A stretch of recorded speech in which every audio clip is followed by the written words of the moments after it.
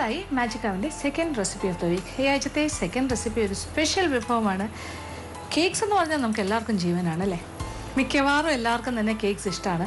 വ്യത്യസ്തമായ പലതരം കേക്ക്സ് പരീക്ഷിക്കുന്ന ഒരു കാലഘട്ടത്തിലൂടെയാണ് വീട്ടമ്മമാരെല്ലാം കടന്നു പോയിക്കൊണ്ടിരിക്കുന്നത്. എങ്കിലും എല്ലാവരും അന്വേഷിക്കുന്ന ഒരു കാര്യം ഏറ്റവും എളുപ്പം ചെയ്യാൻ പറ്റുന്ന കാര്യം എന്താണെന്നാണ്. ഏറ്റവും എളുപ്പത്തിൽ ഒരു പക്ഷേ കേക്കിനെ കുറിച്ച് ഒന്നും തന്നെ അറിയാത്ത ആൾക്കാർക്ക് പോലും ഒരു ഫസ്റ്റ് ടൈം കേക്ക് ബേക്കിംഗ് ഇറങ്ങുന്ന ഒരാളിന് പോലും ചെയ്യാൻ പറ്റുന്നൊരു കേക്ക് എങ്ങനെ ഉണ്ടാക്കും, വലിയ ചിലവില്ലാതെ എങ്ങനെ ചെയ്യാം, ഇതൊക്കെ ഇങ്ങനെ നമ്മൾ ആലോചിക്കുന്ന കാര്യമാണ്. എന്തായാലും വ്യത്യസ്തമായ പലതരം കേക്കുകളുടെ കൂട്ടത്തിൽ വളരെ സിമ്പിളായിട്ടുള്ള ഒരു പുതിയ കേക്കുമായിട്ടാണ് നമ്മൾ മാജിക് അവനിൽ ഈ ഒരു ഐറ്റം ഉണ്ടാക്കുന്നത്. ഇതൊരു വീറ്റ് കേക്കാണ്. വീറ്റ് എന്ന് പറയുമ്പോൾ ഗോതമ്പ്. അപ്പോൾ ഒരു ഗോതമ്പ് കേക്കാണ് നമ്മൾ തയ്യാറാക്കാൻ പോകുന്നത്. സാധാരണയായിട്ട് കേക്കിൻ്റെ ഒരു ബാറ്റർ എന്ന് പറയുന്നത് മൈദയാണ് ഒരു ബേസ് ഉണ്ടാവുന്നത്. മൈദയുടെ ദോഷങ്ങളെക്കുറിച്ച് ഇപ്പോൾ ഒരുപാട് ആൾക്കാർ പറയുന്നുണ്ട്. എങ്കിലും മൈദ ഒഴിച്ചുകൂടാൻ വയ്യാത്തൊരു കാര്യമായതുകൊണ്ട് പിന്നെയും കണ്ടിന്യൂ ചെയ്യുന്നു. അതേസമയം ഗോതമ്പ് പൊടിക്ക് കുറച്ചുകൂടി ഫൈബർ ഉള്ളതുകൊണ്ട് അതിനെ അത്രയ്ക്ക് ആരും തള്ളി പറയുന്നില്ല. എന്തായാലും നമ്മളിന്ന് ഗോതമ്പ് പൊടി കൊണ്ടൊരു കേക്ക് ഉണ്ടാക്കുന്നു. ഗോതമ്പ് കേക്ക്, അതാണ് നമ്മളുടെ വീറ്റ് കേക്ക്. ഇത് എങ്ങനെയാണ് തയ്യാറാക്കുന്നത് നോക്കാം. ഇതിൻ്റെ ചേരുവകൾ എന്തൊക്കെയാണെന്ന് നോക്കാം. ഗോതമ്പ് മാവ് 1.5 കപ്പ്, പഞ്ചസാര 1 കപ്പ്, ബേക്കിംഗ് പൗഡർ 2 ടീസ്പൂൺ, സോഡാപ്പൊടി 1/2 ടീസ്പൂൺ, മുട്ട 3 എണ്ണം, റിഫൈൻഡ് എണ്ണ 1 കപ്പ്, തൈര് 1/2 കപ്പ്, വാനില എസൻസ് 1 ടീസ്പൂൺ, അണ്ടിപ്പരിപ്പ് 25 ഗ്രാം. അപ്പോൾ നമുക്കിനി നമ്മളുടെ വീറ്റ് കേക്ക് തയ്യാറാക്കി തുടങ്ങും. സാധാരണ പറയുന്ന വീറ്റ് ഹൽവ എന്ന് നമ്മൾ പറയില്ലേ, ഗോതമ്പ് ഹൽവ, അതുപോലെ നമ്മളൊരു ഗോതമ്പ് കേക്ക് ഉണ്ടാക്കാൻ പോവുകയാണ്.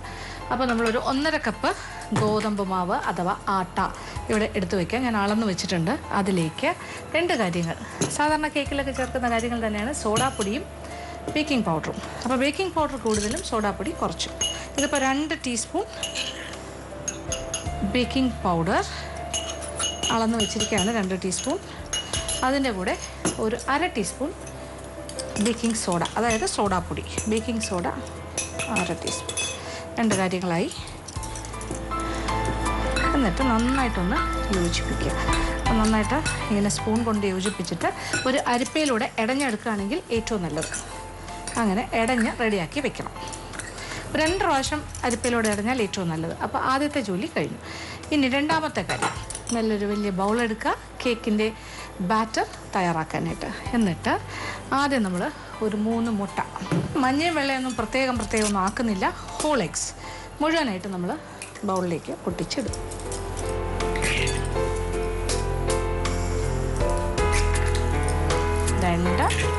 ഇനി ഒന്നുകൂടി അങ്ങനെ 3 മുട്ടയും ചേർക്കുന്നു.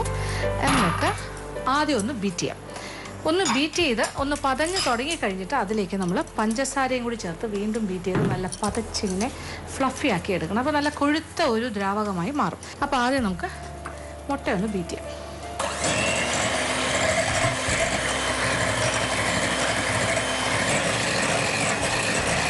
അപ്പോൾ മുട്ട ഇങ്ങനെ നന്നായിട്ട് പതഞ്ഞ് ഇങ്ങനെ നല്ല ഫോമിയായി തുടങ്ങി. ഇനി കുറേശ്ശെ പഞ്ചസാര ചേർത്ത് കൊടുക്കാം.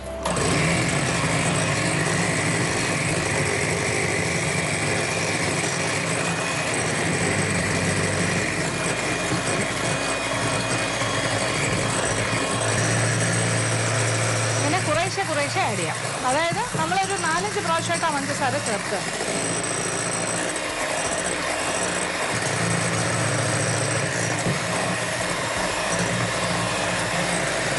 മുട്ടയുടെ ടെക്സ്ചർ മാറുന്ന കണ്ടോ? മുട്ടയുടെയും പഞ്ചസാരയും കൂടി ചേർത്ത് ഇങ്ങനെ ബീറ്റ് ചെയ്ത് വരുമ്പോൾ നല്ല കൊഴുത്ത് ഇങ്ങനെ ഭയങ്കര ഒരു ക്രീമിയായി മാറുകയാണ്. ഇച്ചിരി നേരം കൂടെ ഒന്ന് ബീറ്റ് ചെയ്യാം.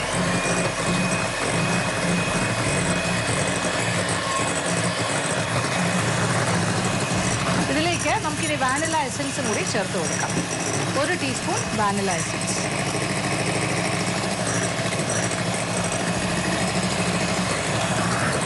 മുട്ട ചേർക്കുന്ന സമയത്ത് തന്നെ വാനില എസൻസ് ചേർത്താൽ ആ മുട്ടയുടെ ഒരു ഉളുമ്പ് സ്മെല്ലൊന്നും ഉണ്ടാകില്ല.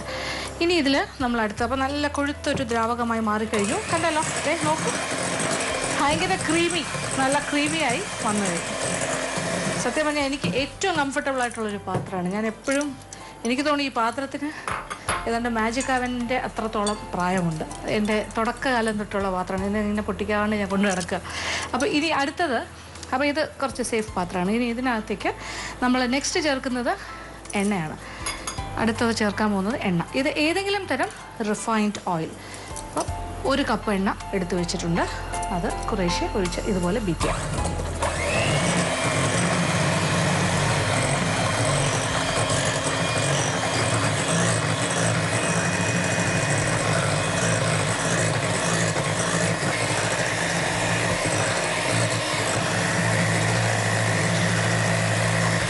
എണ്ണയും മുട്ടയും പഞ്ചസാരയും എല്ലാം കൂടി നന്നായിട്ട് യോജിച്ച് നല്ല തിക്കായിട്ടൊരു ക്രീമി ആയിട്ടുള്ള ഒരു ടെക്സ്ചറായിട്ട് മാറിക്കഴിഞ്ഞു.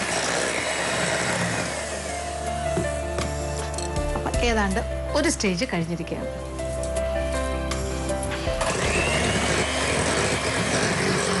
അപ്പോൾ ഇനി അടുത്ത എന്താ ചെയ്യേണ്ടത്? അപ്പോൾ നമ്മുടെ ആ ഒരു സ്റ്റേജ് കഴിഞ്ഞു. ഇനി വീണ്ടും ബീറ്റ് ചെയ്യുക. തൈര്, ഇനി 1/2 കപ്പ് തൈര്, നല്ല പുളിയുള്ള തൈര് എടുത്ത് വെച്ചിട്ടുണ്ട്. അതും കൂടി ചേർത്ത് വീണ്ടും ഒന്നുകൂടി ഒന്ന് ബീറ്റ് ചെയ്യും.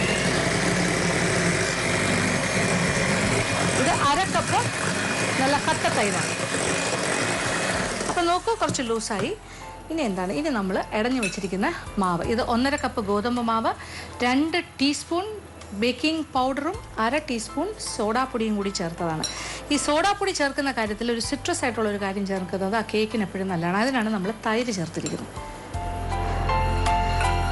അതിൻ്റെ കെമിക്കൽ റിയാക്ഷൻസിന് ഏറ്റവും നല്ലത് അങ്ങനെയാണ്. അല്ലെങ്കിൽ അതിൻ്റെ ഒരു വ്യത്യാസമുണ്ട്. അത് ആ സോഡാപ്പൊടിയും ബേക്കിംഗ് പൗഡറും തമ്മിലുള്ള ഡിഫറൻസ് ആണ്. സോഡാപ്പൊടി ശകലമെങ്കിലും ചേർക്കുകയാണെങ്കിൽ നമ്മളതിൽ തൈര് ചേർക്കുന്നത് നല്ലതാണ്. വളരെ ലൈറ്റായിട്ടൊന്ന് ബീറ്റ് ചെയ്യാം. ഒരുപാട് സ്പീഡിൽ വേണ്ട. മുഴുവൻ മാവും ചേർത്ത്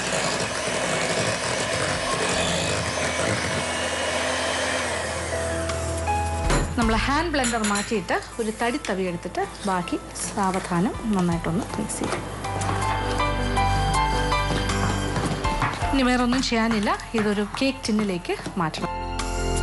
നമ്മുടെ കേക്ക് ടിൻ ഇവിടെ റെഡിയാണ്. ഞാനൊരു റൗണ്ട് ഷേപ്പിൽ ഒരു ടിൻ ഇവിടെ, ഒരു ഇൻഡാലിയം ടിന്നാണ്. അതിനകത്ത് കുറച്ച് എണ്ണ തടവി അത് കഴിഞ്ഞിട്ട് അതിലേക്ക് കുറച്ച് ഗോതമ്പ് മാവ് തൂവിയിട്ട് ഇങ്ങനെ എല്ലാ ഭാഗത്തേക്ക് ആക്കിയിട്ട് എക്സ്ട്രസ് കൂടുതൽ വന്നതെല്ലാം തട്ടിക്കളഞ്ഞു. അപ്പോൾ ഇതാണ് എൻ്റെ പ്രിപ്പയർഡ് കേക്ക് ടിൻ. ഇതിനകത്തേക്ക് നമ്മൾ തയ്യാറാക്കിയിരിക്കുന്ന ബാറ്റർ ഒഴിക്കാം.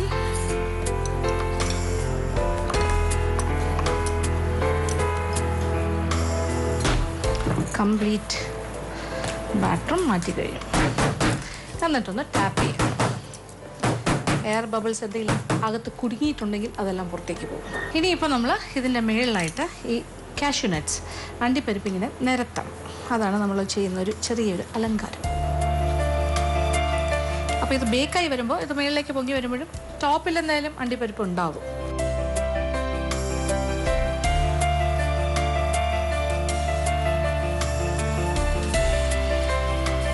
അപ്പോൾ ആവശ്യത്തിന് അണ്ടിപ്പരിപ്പെല്ലാം വെച്ച് കഴിഞ്ഞു. ഇനി ഇത് ചൂടായി കിടക്കുന്ന പ്രീ ഹീറ്റഡ് അവനിൽ, ഇലക്ട്രിക് അവനിൽ ഒരു 170-180 ഡിഗ്രി ചൂടിൽ ഏതാണ്ട് ഒരു 30-35 മിനിറ്റ് സമയം, ചിലപ്പോൾ മാക്സിമം ഓഫ് 40 മിനിറ്റ്സ്, 40 മിനിറ്റ് സമയം വരെ എടുത്തേക്കാം. എന്തായാലും ഒന്ന് ബേക്ക് ചെയ്തെടുക്കണം. അപ്പോൾ ഒന്ന് 5 മിനിറ്റ് പ്രീ ഹീറ്റ് ചെയ്ത് ഇലക്ട്രിക് അവനാണെങ്കിൽ 180 ചൂടാക്കുക, 170 തുടങ്ങുക.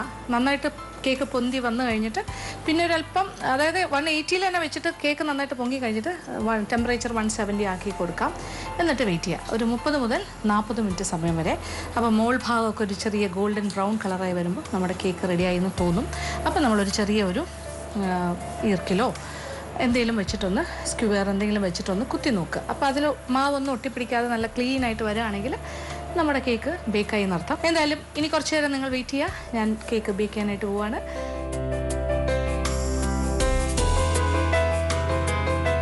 അപ്പോൾ നമ്മളുടെ കേക്ക് നല്ലതായിട്ട് പൊന്തി വന്നു, നല്ല ഗോൾഡൻ ബ്രൗൺ കളറായി നിങ്ങൾ കണ്ടല്ലോ ആ ഒരു മോൾഡിനകത്ത് തന്നെ.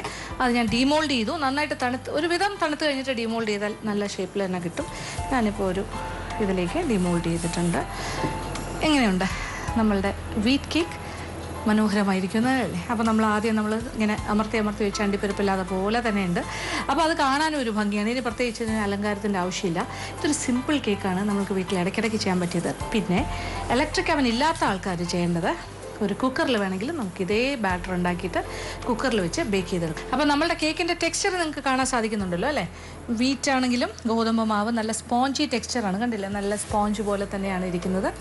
നന്നായിട്ട് നല്ല കറക്റ്റായിട്ട് പൊങ്ങി വന്നിട്ടുണ്ട്. നല്ല സ്വാദാണ്. അപ്പോൾ ഈ രീതിയിൽ തയ്യാറാക്കുക. തീർച്ചയായിട്ടും എല്ലാവർക്കും ഇഷ്ടം.